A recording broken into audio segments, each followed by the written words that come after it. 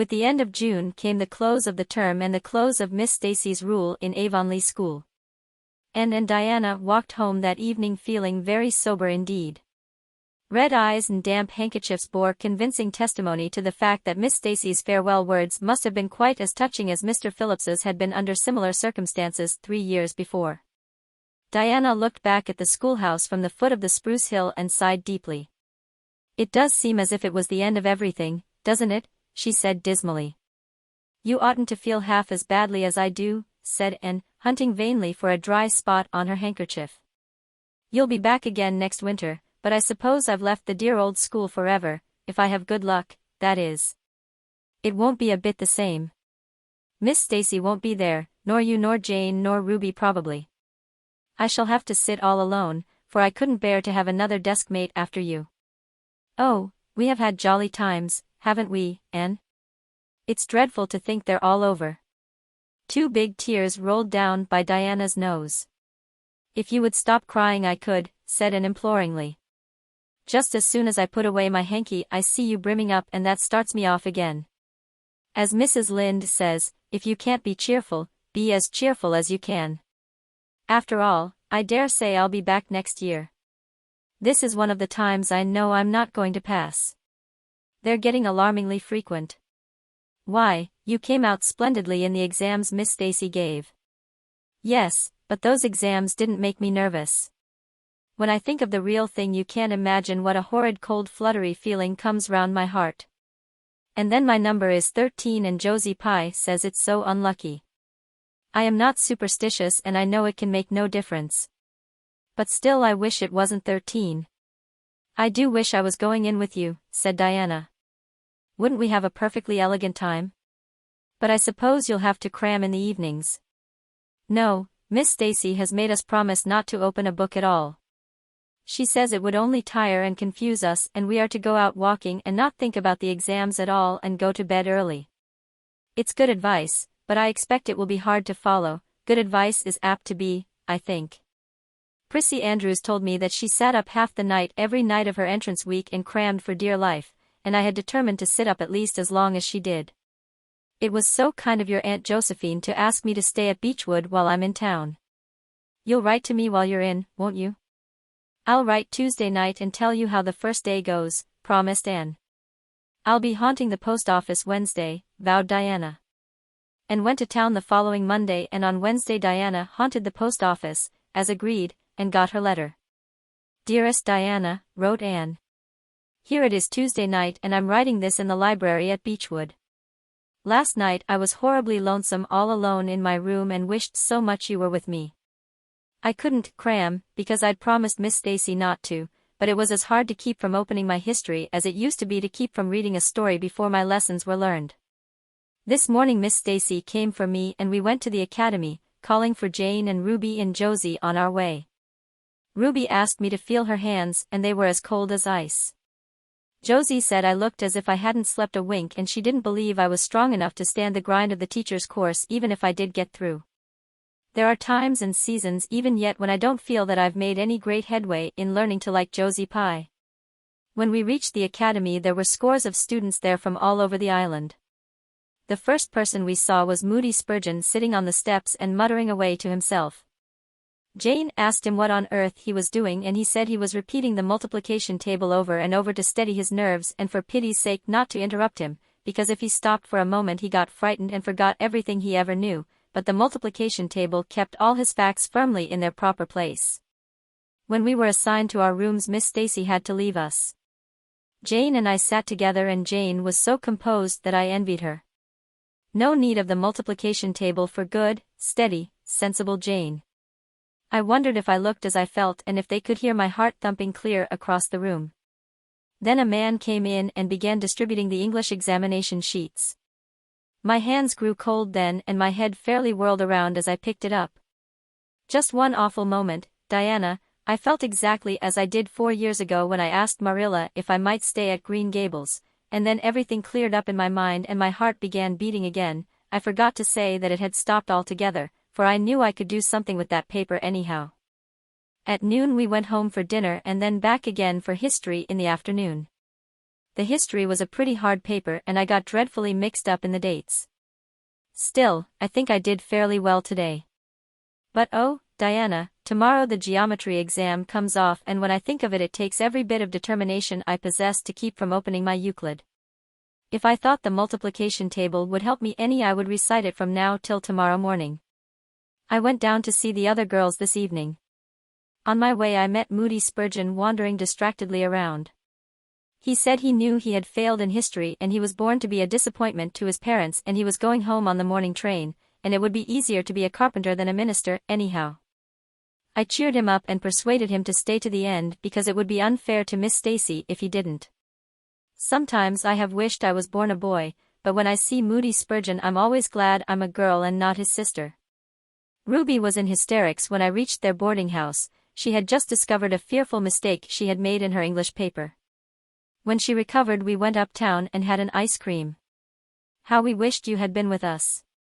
Oh, Diana, if only the geometry examination were over. But there, as Mrs. Lynde would say, the sun will go on rising and setting whether I fail in geometry or not. That is true but not especially comforting. I think I'd rather it didn't go on if I failed. Yours devotedly, Anne. The geometry examination and all the others were over in due time and arrived home on Friday evening, rather tired but with an air of chastened triumph about her. Diana was over at Green Gables when she arrived and they met as if they had been parted for years. You old darling, it's perfectly splendid to see you back again. It seems like an age since you went to town and oh, Anne, how did you get along? Pretty well, I think, in everything but the geometry. I don't know whether I passed in it or not and I have a creepy, crawly presentiment that I didn't. Oh, how good it is to be back.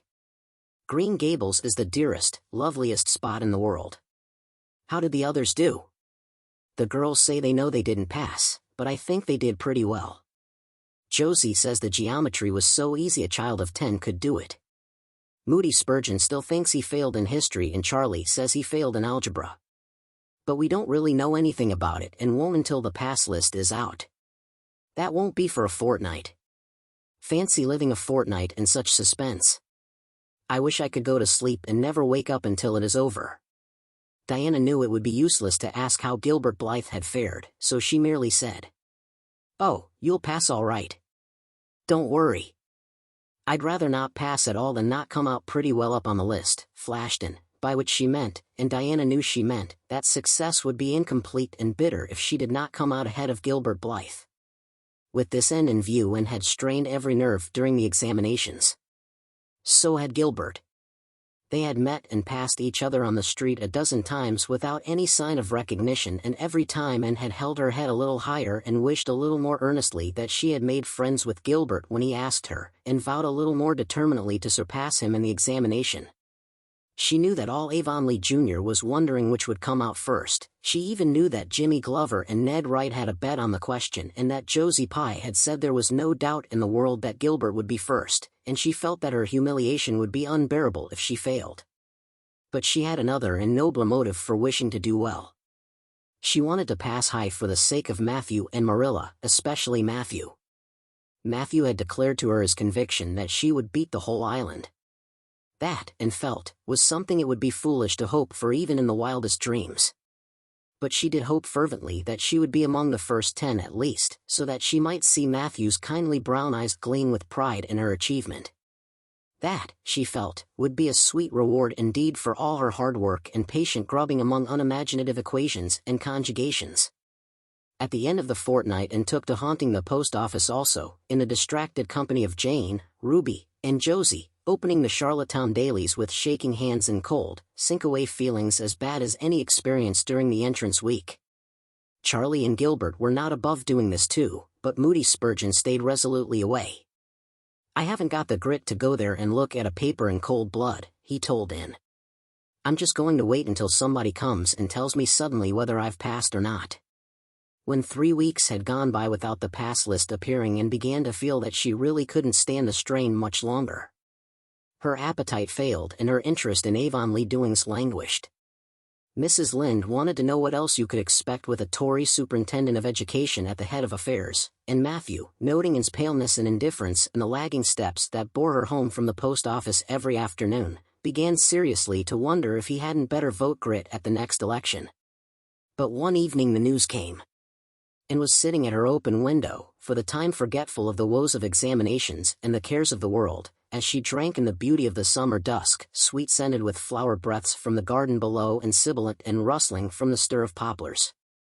The eastern sky above the firs was flushed faintly pink from the reflection of the west, and Anne was wondering dreamily if the spirit of color looked like that, when she saw Diana come flying down through the firs, over the log bridge, and up the slope, with a fluttering newspaper in her hand. And sprang to her feet, knowing at once what that paper contained. The pass list was out. Her head whirled and her heart beat until it hurt her. She could not move a step.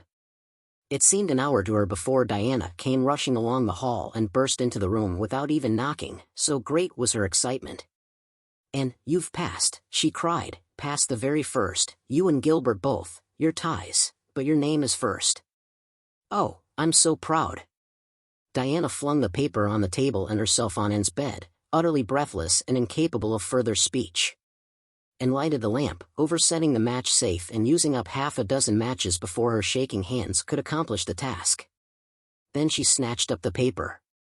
Yes, she had passed, there was her name at the very top of a list of 200. That moment was worth living for. "You did just splendidly," and, puffed Diana, recovering sufficiently to sit up and speak, for Anne, starry-eyed and rapt, had not uttered a word. "Father brought the paper home from Bright River not 10 minutes ago. It came out on the afternoon train, you know, and won't be here till tomorrow by mail, and when I saw the pass list I just rushed over like a wild thing. You've all passed, every one of you, Moody Spurgeon and all, although he's conditioned in history. Jane and Ruby did pretty well, they're halfway up, and so did Charlie. Josie just scraped through with 3 marks to spare, but you'll see she'll put on as many airs as if she'd led. Won't Miss Stacy be delighted? Oh, and what does it feel like to see your name at the head of a pass list like that? If it were me I know I'd go crazy with joy. I am pretty near crazy as it is, but you're as calm and cool as a spring evening." "I'm just dazzled inside," said Anne. "I want to say 100 things, and I can't find words to say them in. I never dreamed of this. Yes, I did too, just once. I let myself think once, what if I should come out first, quakingly, you know, for it seemed so vain and presumptuous to think I could lead the island. Excuse me a minute, Diana. I must run right out to the field to tell Matthew. Then we'll go up the road and tell the good news to the others." They hurried to the hayfield below the barn where Matthew was coiling hay, and, as luck would have it, Mrs. Lynde was talking to Marilla at the lane fence. "Oh, Matthew," exclaimed Anne, "I've passed and I'm first, or one of the first. I'm not vain, but I'm thankful." "Well now, I always said it," said Matthew, gazing at the pass list delightedly. "I knew you could beat them all easy." "You've done pretty well, I must say," and, said Marilla, trying to hide her extreme pride in and from Mrs. Rachel's critical eye. But that good soul said heartily, "I just guess she has done well, and far be it from me to be backward in saying it. You're a credit to your friends, and that's what, and we're all proud of you." That night Anne, who had wound up the delightful evening with a serious little talk with Mrs. Allen at the manse, knelt sweetly by her open window in a great sheen of moonshine and murmured a prayer of gratitude and aspiration that came straight from her heart. There was in it thankfulness for the past and reverent petition for the future, and when she slept on her white pillow her dreams were as fair and bright and beautiful as maidenhood might desire.